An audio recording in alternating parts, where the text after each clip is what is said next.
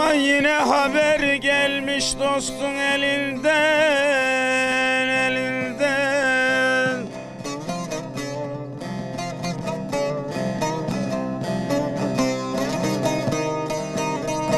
Durmayıp sevdiğim gelesin demiş, of of of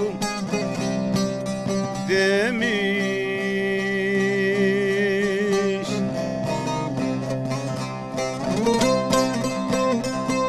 Belgezar göndermiş zülfün telinden, oy telinden.